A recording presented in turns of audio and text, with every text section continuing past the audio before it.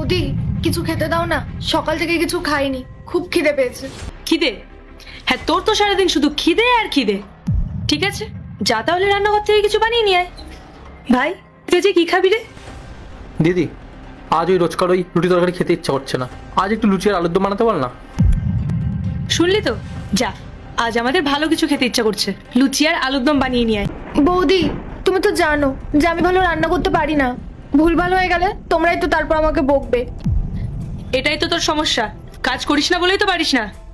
আমার দাদা যে টাকাটা পাঠায় সেই টাকাটা দিয়ে বাইরে থেকেই তো আনিয়ে নেওয়া যায়।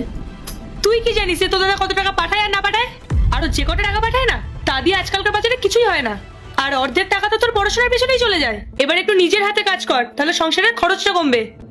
তোমরা আমাকে কোথায় টাকা দাও বৌদি? আমি যেটা ভালো করে পড়াশোনা করি তার জন্য একটা ভালো কোচিং এ ভর্তি করিয়েছো, একটা নতুন বই সেটা পর্যন্তও কিনে দাওনি। এই, একদম বেশি কথা বলবি না, সব টাকা তোর পেছনেই যায়। রাহুলের কল আসছে, একটা এক্সট্রা কথা যেন মুখ দিয়ে না বেরোয়। হ্যালো রাহুল। পায়েল, বোন কোথায় আছে?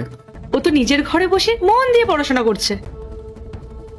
আচ্ছা, ওর সাথে একটু কথা বলো তো। হ্যাঁ, এখনই দিচ্ছি, দাঁড়াও।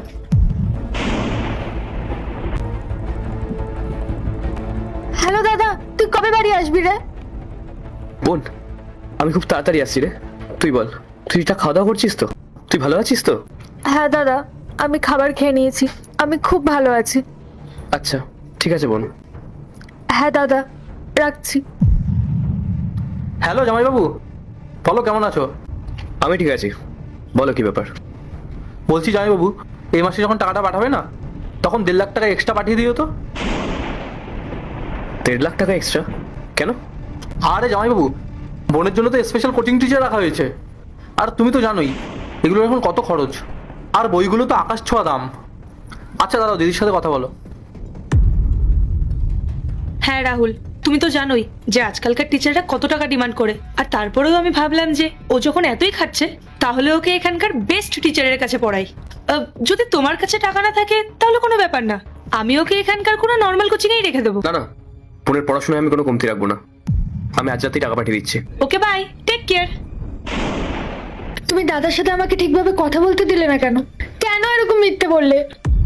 আচ্ছা, আমি ওকে তোর সাথে কথা বলতে দেবো, যাতে তুই এই সমস্ত ঘটনাগুলো ওকে জানিয়ে দিস। তোর কি আমাকে পাগল মনে হয়? কিন্তু এত মিথ্যে কেন বললে দাদাকে? কোন নতুন টিচার এসেছে? কোথায় আমার নতুন বই খাতা? তোমরা তো আমার জন্য একটা টাকাও খরচ করো না। এই, একদম চুপ থাকবি। শোন, দিদি যেভাবে বলবে এ বাড়িতে থাকতে গেলে তোকে সেভাবেই থাকতে হবে। বৌদি, তোমরা আমার সাথে যেটা করছো একদম ভালো করছো না। তোর মুখটা আজকাল বড্ড বেশি চলছে, দাঁড়া। পায়েল, দাদা, তুই এসছিস দাদা? পায়েল, কিছু বলবে না? রাহুল, তুমি যে আজকে আসবে আমাকে তো জানাতে পারতে, তাহলে আমি তোমার জন্য ভালো কিছু রান্না করে রাখতাম। ওসব ছাড়ো, আগে আমাকে এইটা বলো, তোমরা বোনকে দিয়ে কি সব কাজ করাচ্ছিলে? রাহুল, তুমি ভুল ভাবছো। আসলে তো সারাদিন একটা ঘরে বসে শুধু পড়াশোনা করতে থাকে, তাই ভাবলাম যদি উঠে একটু ঘরের কাজকর্ম করে তাহলে সেটা ওর শরীরের জন্যও ভালো হবে, আর কিছুই না। হ্যাঁ জামাইবাবু, দিদি একদম ঠিকই বলছে। থামো তোমরা, একদম চুপ করো। পায়েল, তুমি তো রোজ জিমে যাও, একটা দিনও তুমি বোনকে সঙ্গে করে নিয়ে গেছো? আমরা যে সোসাইটিতে থাকি সেখানে এত বড় একটা পার্ক আছে, কোনোদিন ওকে সঙ্গে করে ওখানে নিয়ে গেছো? তোমার লজ্জা লাগা উচিত। আরে আমার বোনটা তোমার নিজের ছোট বোনের মতো, আর তুমি তুমি এই সোফায় রানীর মতন বসে ওকে দিয়ে পাটে পাচ্ছ। সবকিছু না আমি নিজের চোখে দেখেছি। এত বড় নোংরামি পাইল আমি তোমার থেকে আশা করিনি। রাহুল, প্লিজ আমার কথাটা শোনো। আমার সাথে তুমি যা খুশি করতে, আমি কিচ্ছু বলতাম না, কিন্তু তুমি কোন সাহসে আমার বোনের সাথে এরকম ব্যবহার করলে? রাহুল, আমার ভুল হয়ে গেছে, এরপর থেকে আমি স্নেহাকে নিজের বোনের মতো করে আগলে রাখবো। কোনো ক্ষমা নয়। তোমরা যে কাজটা করেছো না, সেটা কোনো ভুল না, সেটা ইচ্ছাকৃত করা অপরাধ। এরপর কি হলো সেটি দেখার আগে এই দুটি ছবির মধ্যে যে কোনো একটি ছবিকে ভালোবাসে থাকলে ভিডিওতে লাইক করে চ্যানেলটি সাবস্ক্রাইব করে দাও। আর যদি না করো তাহলে আমি বুঝবো তোমরা এই দুটি ছবিকে ভালোবাসো না। আর কমেন্টে লিখে যাও আমি।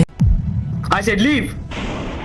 তোমাদের যা যা জিনিসপত্র আছে সেগুলো গোছাও আর আমার বাড়ি থেকে বেরিয়ে যাও। কিন্তু রাহুল, বেরিয়ে যাও।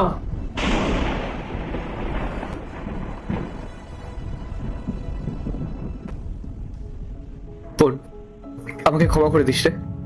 আমি সত্যিই ভালো দাদা হতে পারিনি। আমি ভেবেছিলাম হয়তো বিদেশ থেকে টাকা পাঠালেই দাদার দায়িত্ব পালন করা হয়ে যায়, আমার টাকা পাঠানোর থেকে সব থেকে বড় কাজ ছিল তোর খেয়াল রাখা, তোকে আগলে রাখা। আর সেটা আমি আজকে বুঝতে পারলাম। তোর সঙ্গে দিনের পর দিন এত কিছু হয়ে গেল, তুই সেটা একবার আমাকে জানাসনি কেন? দাদা, আমি তোকে সব সত্যি কথা বলতে চেয়েছিলাম রে, কিন্তু আমি যখনই তোর সাথে কথা বলতে যেতাম বৌদি আমাকে বলতো যদি একটা কথা তোকে বলি তাহলে ওরা আমাকে এই বাড়ি থেকে বার করে দেবে। তাই আমি খুব ভয় পেয়ে গেছিলাম রে। দূর পাগলি, তোকে এই বাড়ি থেকে বের করে দেওয়ার ক্ষমতা কারোর আছে নাকি? আর এটা তোর নিজের বাড়ি, তোর দাদার বাড়ি। যা হওয়ার হয়ে গেছে, আমি আর তোকে ছেড়ে কখনো কোথাও যাব না। তুই এখন চলে এসেছিস দাদা, এখন আমার কোনো ভয় নেই, কোনো চিন্তা নেই।